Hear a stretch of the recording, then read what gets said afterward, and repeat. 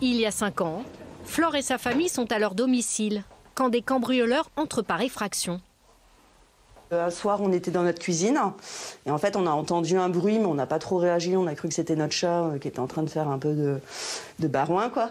Et en fait, on s'est rendu compte au moment où on a voulu rentrer dans notre chambre que la chambre était fermée et que la chambre avait été dévalisée et qu'on avait volé mes bijoux, quoi, essentiellement. Après 2 cambriolages, le couple a décidé de sécuriser les lieux en faisant appel à un prestataire pour lequel Flore a même fini par travailler. Détecteur de mouvement, caméra, alarme directement reliée à la police. Très bien, je vous souhaite une bonne fin de journée, on reste vigilant. Au revoir. Merci. Aujourd'hui, Flore se sent en sécurité. Ça apporte vraiment de la tranquillité d'esprit.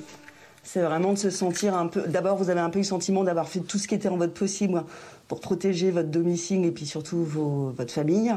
Et du coup, ça vous procure un sentiment un peu de sérénité en se disant, voilà, au moins j'ai fait ce que j'avais à faire pour protéger ma famille.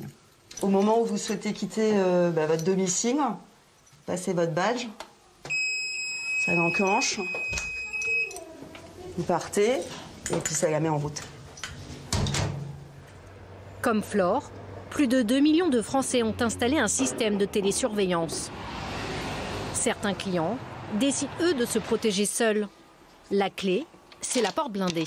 Les gens nous demandent de faire des devis, mais ils sont déjà convaincus qu'ils ont une porte blindée. Alors que clairement, quand nous on arrive, on leur dit non, une porte blindée, c'était ça, c'est plus ça. Aujourd'hui, une porte blindée, c'est un cadre, c'est une serrure certifiée, avec un cadre certifié. Et une fois de plus, le boulot clairement de la porte blindée, c'est la dissuasion. C'est vraiment quand on voit de l'extérieur la porte, on n'essaye pas. Sur ces portes facturées près de 3 000 €, plusieurs accessoires peuvent aider à éviter un homejacking. C'est un capteur, enfin c'est un bouton classique et après ça vous prend en photo de l'extérieur.